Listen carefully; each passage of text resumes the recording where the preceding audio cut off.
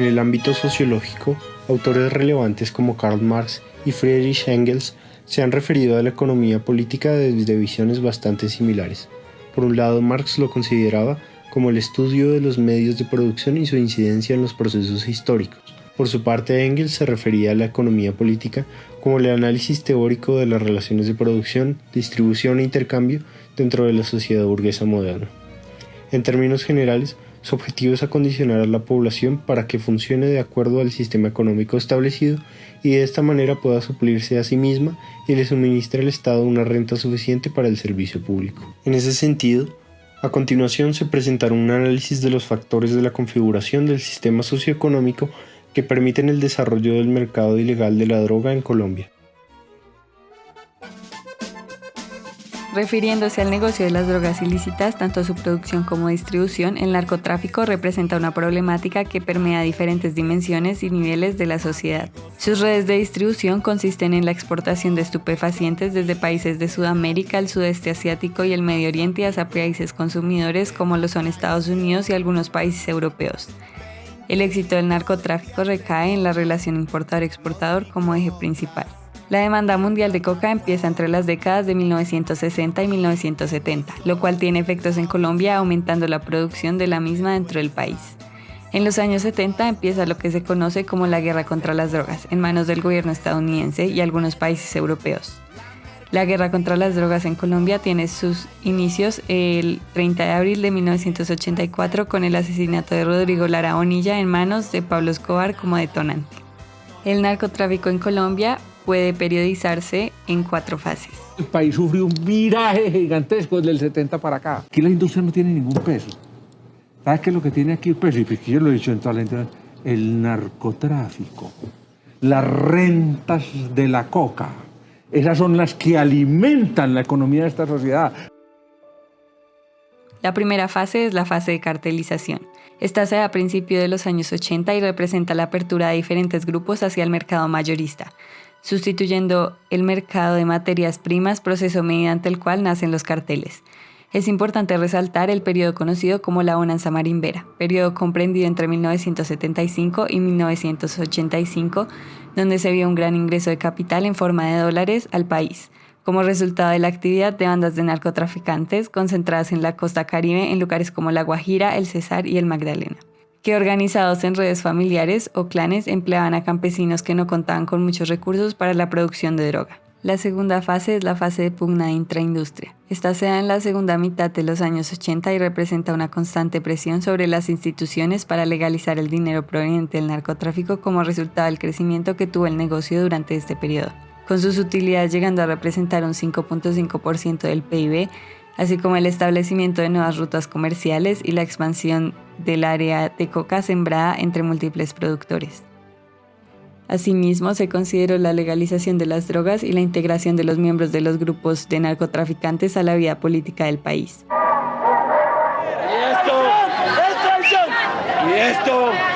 Y esto se los digo yo, Carlos Leder, y lo juro por Dios que así fue. Nuestro movimiento, la ideología principal de nuestro movimiento es civismo, nacionalismo, programas sociales, ecológicos y deportivos. La tercera fase es la fase de fragmentación.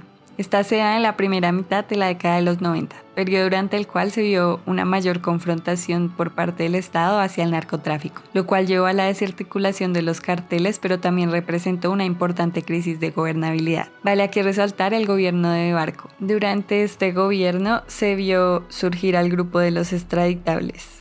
El país debe conocer la realidad de ciertos poderosos capitales que creyeron que la amnistía patrimonial significaba el olvido de los delitos que sus titulares cometieron para lograr formar sus fantásticas fortunas. Están equivocados y no es con certificados de buena conducta obtenidos fraudulentamente o gracias a la impunidad como podrán ocultar su pasado y presente delictivo ante un país moralmente digno y respetable. La cuarta y última fase es la fase de reestructuración. Esta se da en la segunda mitad de la década de 1990. Durante este periodo, Colombia se posiciona como principal proveedor mundial de cocaína. Sin embargo, este momento representa una expansión convulsionada de los cultivos en manos de diferentes grupos, que además empezaron a afiliarse con grupos de ideologías extremas, resultando así en la incursión del narcotráfico dentro de la política colombiana. Vale aquí resaltar el gobierno de Samper, comprendido entre 1994 y 1998. Durante el cartel de Cali cobró más fuerza que nunca, encontrándose en su mejor época tras la caída del cartel de Medellín. Durante este periodo también se dio el proceso 8000, comprendido entre 1995 y 1996, donde se acusa a Samper de usar dineros del narcotráfico para financiar su campaña presidencial. No, es que pensé que era que iban a preguntar por los apartamentos que están arrendando. Sí, no, como 8.000. Y güey, que lo que pasó es que están desocupados porque llegaron de esa firma de fumigaciones que se llama Valdivieso Salamanca. Sí, y llegaron esos doctores ahí y fumigaron y levantaron los tapetes y encontraron un poco de recibos. Sí, unas vainas que no habían pagado y otras que ya les habían pagado. Y dijeron, uy, no, esta ratonera y eso. Salieron ratas, cucarachas, chinches y chiricos. Y todos se fueron para allá, que para el apartamento modelo. New York Times, ¡ay! Son para la revista. Sí, sí, el informe es que la fiscalía, ¿cómo en inglés? Toyo. Yes. The fiscally arrived to Edificio Colombia and alienated different apartments and captured the corrupt politic class. All people narcotraffic. Toda la gente. No. All people no la van a montar. All people no. Only, únicamente es only, ¿cierto? Only narcotraffic is corrupt politic class.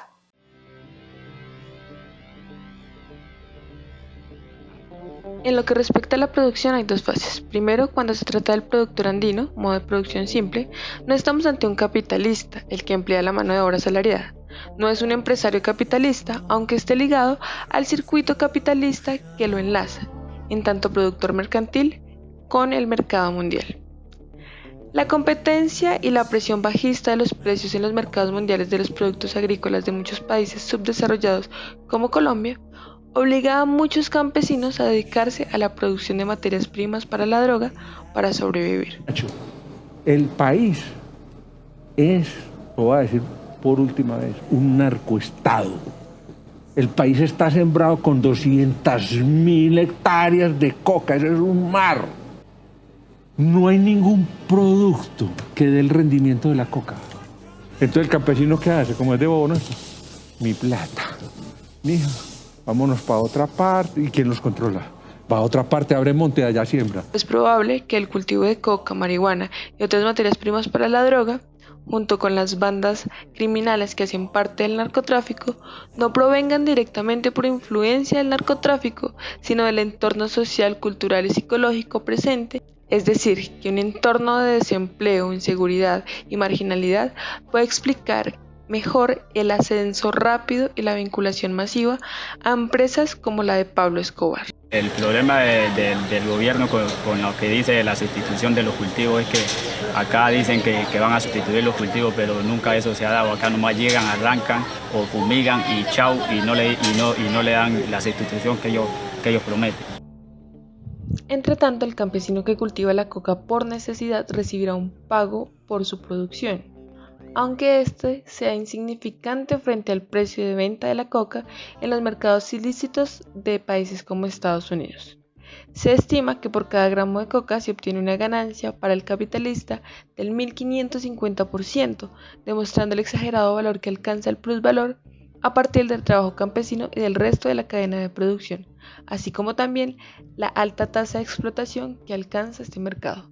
Las barreras para que la producción aumente libremente generan la posibilidad de que haya plusvalías extraordinarias más o menos constantes. El capital, en cambio, domina directamente la segunda fase de la producción, donde se emplean laboratorios, productos químicos, mano de obra más o menos especializada, aunque también puede controlar la primera fase de la producción si, por ejemplo, se establecen plantaciones en las que emplean trabajo asalariado. El domingo entrante, si Dios quiere, por la madrugada nos recogen en un campero.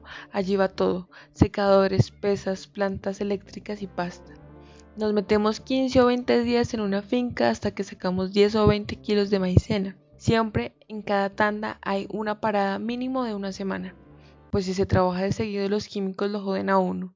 El relato muestra las condiciones de un trabajador del narcotráfico quien expone constantemente su vida a diferentes riesgos de salud y seguridad por su labor en los laboratorios de producción de cocaína. El mercado ilícito de la droga se rige por la dinámica del sistema capitalista, caracterizado por traspasar niveles sociales y económicos mundialmente. Al ser un circuito que sobrepasa fronteras e involucra organizaciones de todo tipo en múltiples países, el tráfico de droga coproduce una economía criminal, creando miles de redes ilegales de distribución alrededor del mundo. En términos marxistas, la droga es una mercancía que tiene valor de uso y valor de cambio, que se manifiesta en los precios. Su valor de uso está dado por la necesidad de los consumidores y su valor de cambio está dado por el trayecto social que su producción y distribución operan. Para hablar de la distribución de droga debemos tomar dos actores: los traficantes transnacionales, que vendrían siendo los carteles de narcotráfico, y los microtraficantes, que son los que operan las redes de microtráfico a nivel local. En América podemos presenciar esta dinámica de distribución, ya que en ella están los países productores como Colombia y los países que median la distribución como México, y países donde se da mayor consumo, es decir, a los que más se exporta mercancía como Estados Unidos. Durante el gobierno de Turbay de 1978 a 1982, Estados Unidos hace transición de la marihuana a la coca, lo que resulta en relaciones de distribución que se volvieron importantes en Colombia, con el producto siendo transportado por el Caribe directamente hasta Estados Unidos. En la década de 1990 se desviaba hacia los puertos mexicanos para entrar al territorio norteamericano.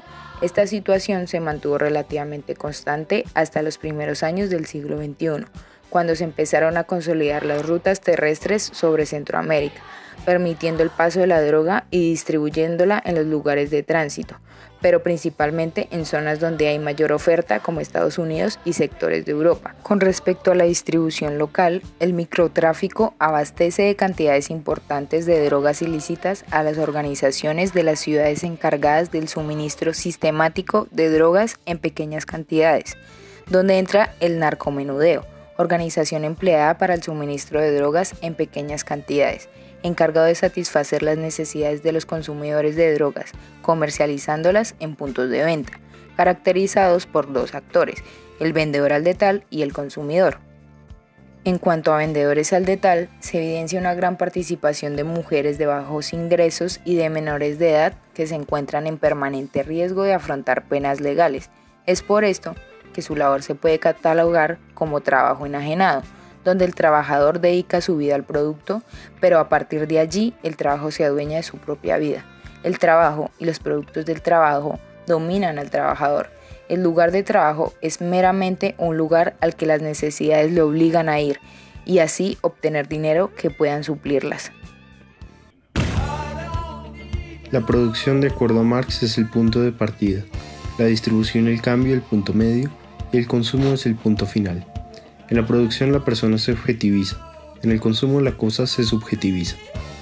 Además, al ser el consumo el punto con el que todo se completa, se sitúa por fuera de la economía, salvo cuando a su vez reacciona sobre el punto de partida e inaugura nuevamente un proceso.